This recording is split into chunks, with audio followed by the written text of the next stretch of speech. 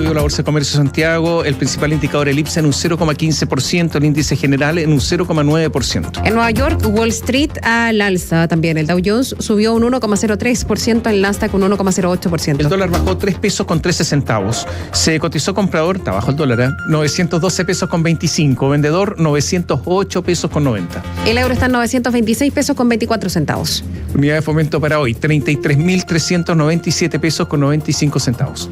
¿Qué pasó con el cobre ayer? Subió un 2,12%. Ahí parte lo que nos puede explicar lo que pasó con el dólar, además de lo que ya sabemos las intervenciones. Ayer subió el cobre 2,12% en la Bolsa de Metales de Londres, quedó en $3.49 la libra. Hasta ahora sigue al alza, está en $3.51. Y el precio del petróleo Brent, que sirve de referencia para Chile, aumentó un 0,49% ayer en Londres, se cotizó alto, $107.14, pero en estos momentos baja, está en $103.69. En Nueva York el WTI subió un 1,3%, se cotizó $98.45, esta hora está en $98.16 el barril. El Instituto Nacional de Estadísticas afirmó que el mercado laboral muestra signos de estancamiento después de constatar la creación de poco menos de 4.000 empleos entre abril y junio.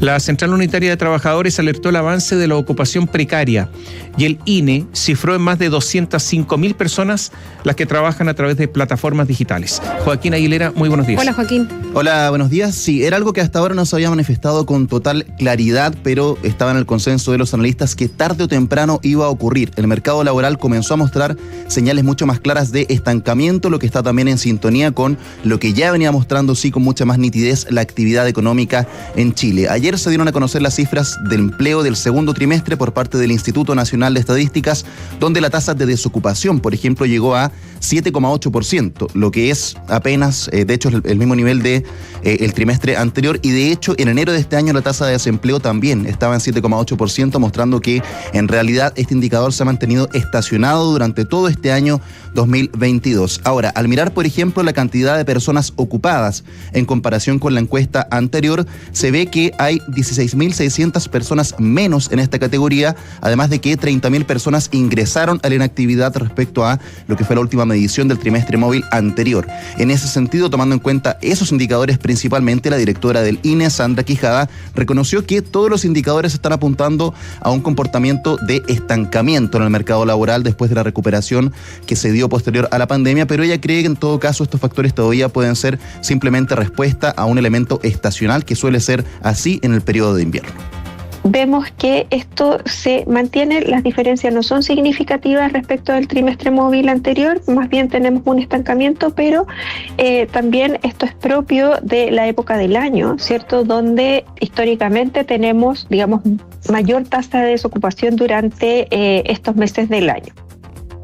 Lo cierto es que incluso restando estos elementos estacionales que pueden distorsionar las cifras del mercado laboral, como por ejemplo lo es el empleo en el sector agrícola, que particularmente en los meses de invierno tiende a deprimirse bastante o simplemente no crear empleos, aún así los datos apuntan a un estancamiento.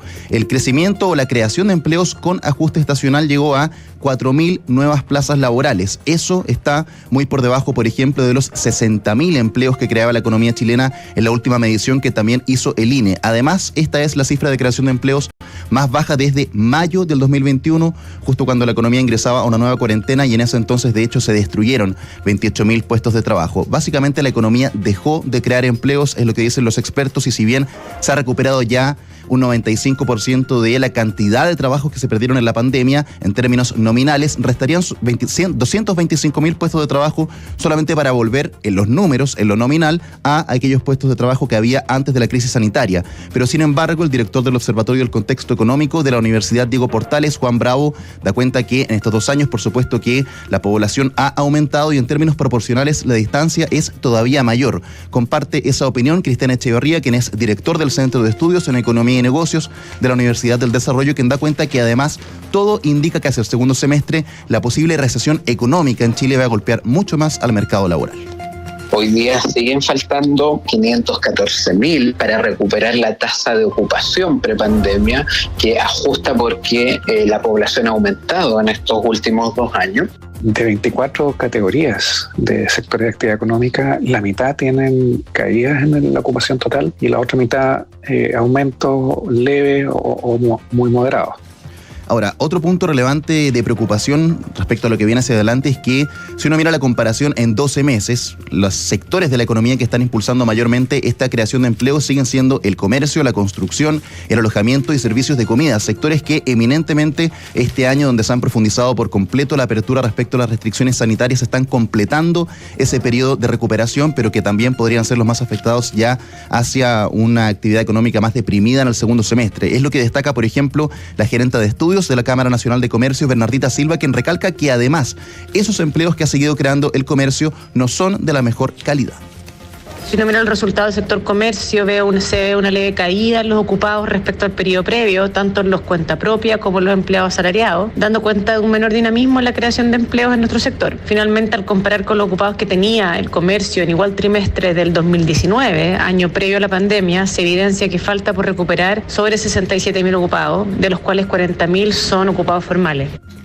De hecho, respecto a este tema, el avance de la informalidad, ayer el INE entregó por primera vez lo que llamó estadísticas experimentales respecto a las personas que trabajan a través de plataformas digitales, vale decir, personas que tienen su principal ocupación a través de aplicaciones como, por ejemplo, se cuenta ahí WhatsApp, Instagram, Facebook, Didi, Uber, cualquier otra que, por supuesto, entrega servicios a través de una plataforma digital o una aplicación. Son 205.741 personas quienes tienen su empleo principal a través de estas aplicaciones y representan, de hecho, un 2,3% del total de la población ocupada, empleos que, por supuesto, están fuera de la formalidad. La Central Unitaria de Trabajadores, de hecho, tomó la voz respecto a este punto, dijo que están preocupados por el avance de la precariedad laboral, lo dijo así el presidente de la multisindical, David Acuña. El gobierno o el Estado ha hecho distintos esfuerzos para poder volver a recuperar esos trabajos perdidos a través de distintos subsidios al empleo, tanto en la contratación de adultos mayores, de jóvenes, como también de mujeres. Eso no ha sido realmente tan efectivo, ya que estos últimos meses hemos visto que lo que ha ido creciendo es el empleo precario, el trabajo informal.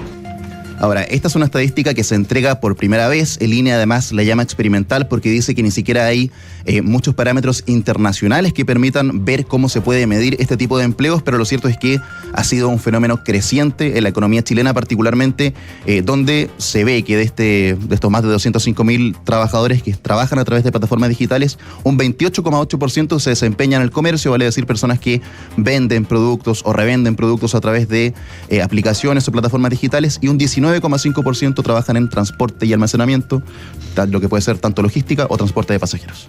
¿Y esto no incluye a los repartidores a domicilio? Se incluyen. ¿Sí los incluye? Sí. Ya, me quedé en las aplicaciones de locomoción, pero también incluye, claro, a los Rappi, los pedidos. Exactamente. Ya. De hecho, se hace una referencia ahí, porque del total, por ejemplo, de personas que trabajan en plataformas digitales, se dice acá un 15,3% son extranjeros.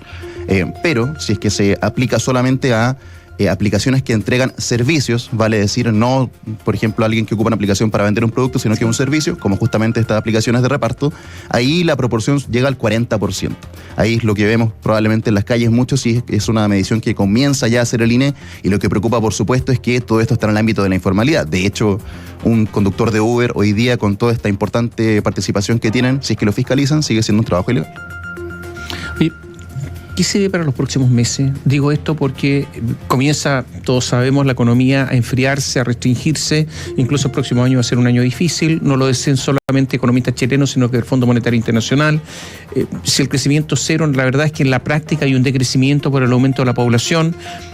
¿Qué se espera en el mercado laboral? Yo no sé si alguien habló de esto, pero si es que alguien habló acerca de lo que se viene para los próximos meses. Sí, cifras, por supuesto que es complejo ponerlo, pero hay un consenso bien importante. De hecho, hace ya varios meses que la economía venía mostrando malas proyecciones y también una pérdida de ritmo importante, y los analistas decían que se veían sorprendidos porque el empleo todavía no acusaba el golpe respecto a este cambio de movimiento, y que tarde o temprano eso se iba a empezar a notar. Eso, por supuesto, se va a manifestar con mayor claridad al segundo semestre. Lo que hemos visto hasta ahora probablemente son empresas, por ejemplo, del sector de comercio o de servicios, que todavía estaban ajustándose para volver a niveles pre-pandemia, pero luego crecer más allá de eso es algo que se ve bastante complejo, no se ve en prácticamente ningún sector, y va a ser probablemente la tendencia hacia el segundo semestre, donde vemos que siempre los sectores que más acusan este tipo de recesiones económicas son, por ejemplo, la construcción, que ya ha manifestado una situación bastante preocupante con malas proyecciones hacia adelante, donde no hay también, por ejemplo, proyectos de largo plazo que se puedan seguir implementando.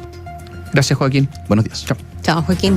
La actividad económica de Estados Unidos se contrajo un 0,9% en 12 meses entre abril y junio, entrando de esta forma en una recesión técnica, después de encadenar 2 trimestres consecutivos a la baja. Entre enero y marzo, la economía del país norteamericano ya había retrocedido un 1,6%, aunque los datos que entregó el Departamento de Comercio son preliminares y pueden ser ajustados. La Casa Blanca emitió una publicación argumentando que la situación actual no constituye en sí misma una recesión, en donde además del crecimiento hay que analizar el mercado laboral, el gasto corporativo y personal, la producción y los ingresos. El analista de XTV Latam, Benjamín Castillo, sostuvo que el impacto de la situación económica sobre Chile no es directo, aunque su efecto sobre el escenario global sí va a repercutir, por ejemplo, en el cobre. Esto de forma directa no afecta a Chile, sino que afecta de manera indirecta. Cuando Estados Unidos regularmente tiene un menor crecimiento, demanda menos materias primas o demanda menos productos, y esto afecta, por supuesto, a la industria china, afecta a varias industrias a nivel global, y podría ser que haya un crecimiento global que sea menor. En ese sentido, sí nos afecta por la demanda de cobre, por la demanda de otros bienes que son exportados.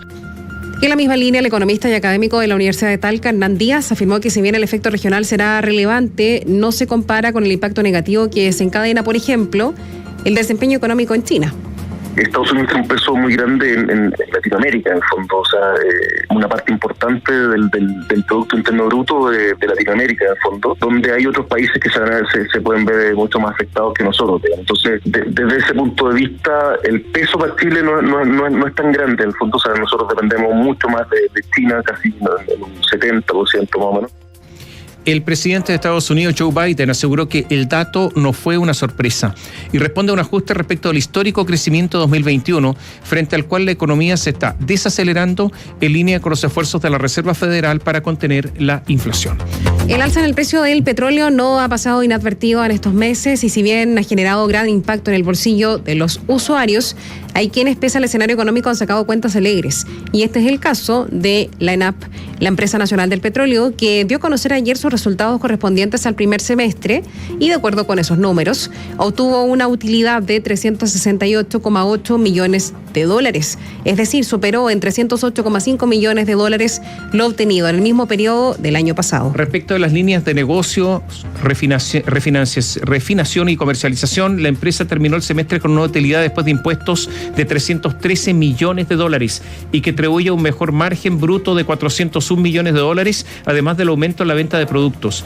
Y a esto se suma el plan de contención de costos, la organización de la gestión de la compra de crudos y el incremento de la productividad que permitieron a la firma atenuar el efecto negativo del alza de precio del petróleo de 61%. Este aumento implicó un incremento significativo de las necesidades financieras de capital de trabajo por mayores inventarios y cuentas por cobrar, por 714 millones de dólares y 487 millones de dólares respectivamente. Esto se logró enfrentar con un acotado crecimiento del endeudamiento financiero según la ENAP. A ver, sobre esto, digamos una cosa. Los precios de la benzina, digamos la que usted compra, es una cadena productiva que va desde la extracción desde el pozo, transporte, refinamiento, hay que refinarla, ¿no es cierto?, hasta llegar a la bencinera. En toda esta cadena productiva, donde menos se gana plata en el mundo, esa es la refinación.